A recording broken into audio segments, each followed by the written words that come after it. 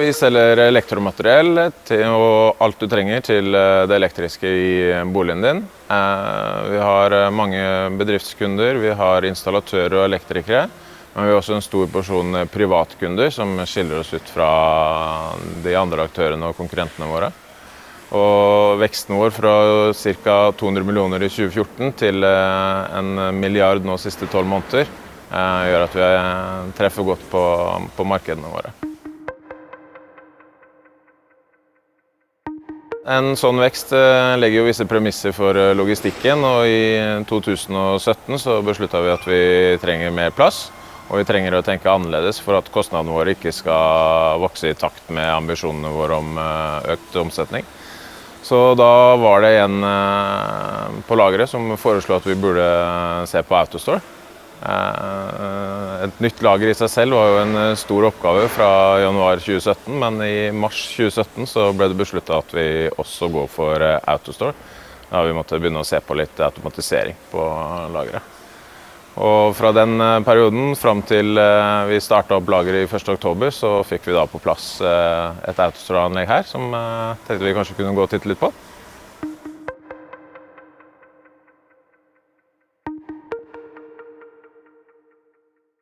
Her har vi på 500 kvadrat en AutoStore-anlegg med 12 roboter, 10 750 bins som tar 13 750 plasser og forsyner 4 arbeidsstasjoner. Og på det lille anlegget, sånn sett i forhold til 6000 kvadrat lager, så produserer vi 85% av alle linjer som skjer på lageret. Det AutoStore bidrar med for elektroimportøren jo først og fremst at vi ønsket at kostnadene våre ikke skulle løpe i takt med omsetningen. Vi ville se på en måte å effektivisere på. Med AutoStore så fikk vi det.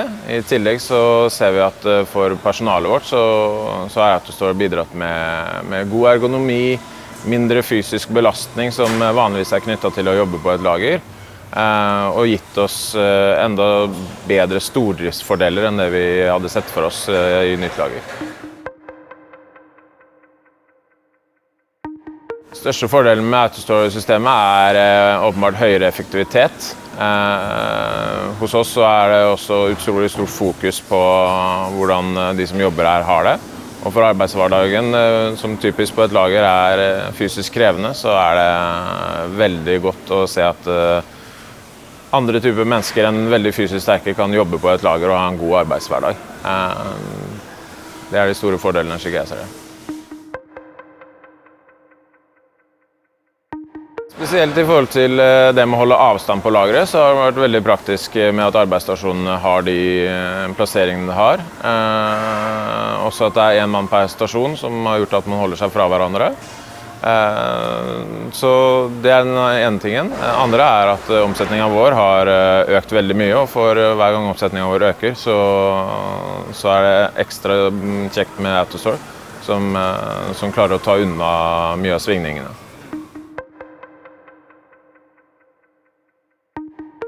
Det du ser på skjermen Element sitt EVMS. Det brukes her på lageret til å kommunisere mellom ERP og AutoStore, og også mellom ERP og resten av lageret. Det gir oss all informasjonen vi trenger for å plukke, med også noen hjelpetips for hva man skal se etter når man plukker, for å redusere plukkfeil. Alt av ordre går gjennom VMS-systemet. Når ordren har kommet inn i nettbutikken, så begynner robotene å jobbe med en gang for å finne fram produktene. Og med en gang noen klare til å begynne å plukke, så går man bort hit og ber om at nå vil jeg begynne å plukke nettordre. Så finner robotene fram kassa og sender de ned sjakta der, rett til plukkstasjon. Så vi kan prøve hvis dere blir med bort. Trykker vi bare på at vi vil ha en ordre. Vi får etiketten med en gang. Og robotene begynner å jobbe for å sende en bind ned til oss med produktene de skal ha.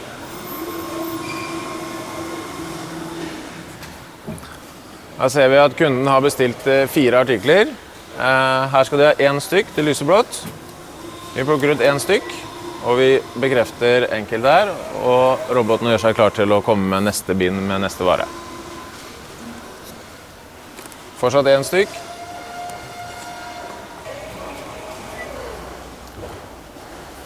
Og her ser vi at systemet varsler om at det er mer enn én.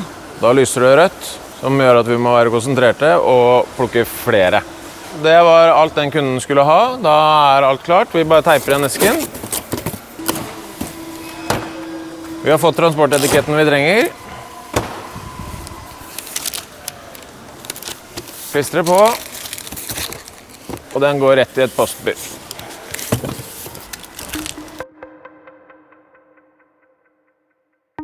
Med AutoStore så er det like enkelt å legge inn varer som det er å plukke varer. Så jeg kan bare vise en her nå. Her er det en ferdig etikett som er gjort klar i varemottaket. Så skal vi ta oss og legge inn den varen.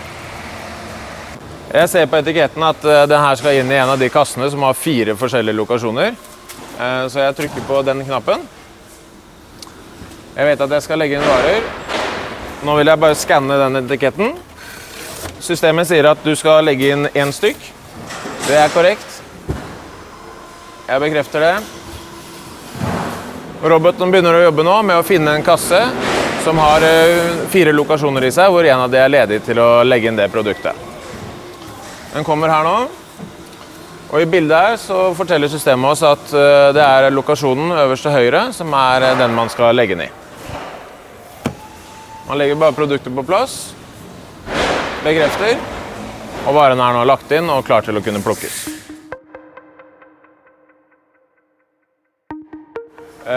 Portene våre er karusellporter, som betyr at det er 3 armer inn under pulten her som har binds på seg.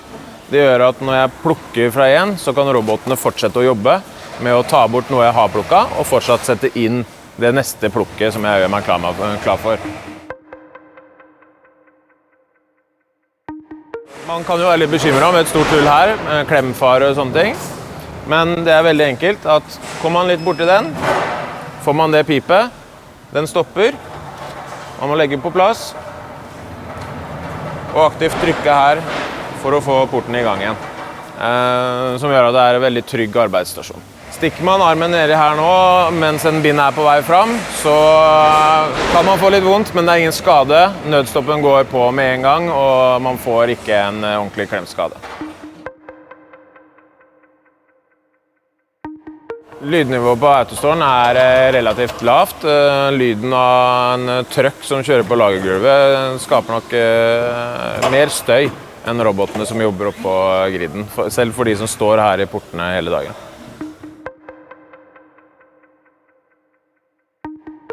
Vi får ta en titt på mesaninen og serviceområdet her inne.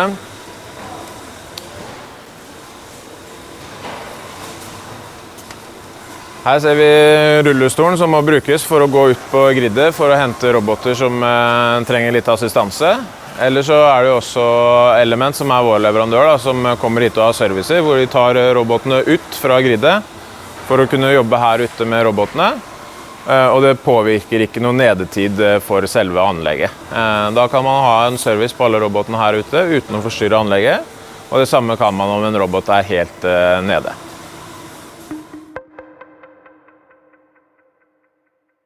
Vi vet at AutoStore kan tilpasses ulike former på lageret og slikt, men for oss så startet vi med blanke ark i et helt nytt bygg og hadde gode muligheter for å lage en relativt kvadratisk struktur på AutoStore. Altså anlegget her i forhold til strøm, så hadde vi et annet anlegg som vi vurderte før vi valgte AutoStore. Men en av grunnene til at vi landet på AutoStore var at strømforbruket ved det andre anlegget som ble vurdert var 10 ganger så høyt som det AutoStore behøver. AutoStore trenger kun strøm til ladestasjonen til robotene og til plukkestasjonene. Ellers så er det ikke noen strømkrevende installasjoner der, som gjorde at det er en vesentlig besparelse strømmessig.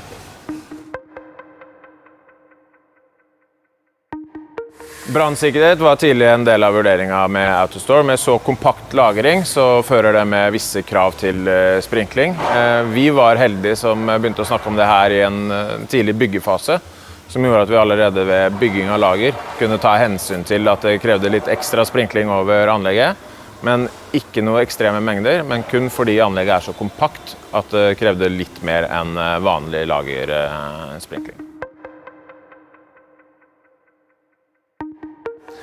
Det første vi tenkte på rundt automatisering var jo selvfølgelig lønner det seg. Det en god avgjørelse økonomisk? Og den andre var risiko. Hvor stor fare det for at man kan falle litt igjennom med å automatisere? På ordet automasjon, da knyter det seg litt i magen til mange innenfor logistikkfaget.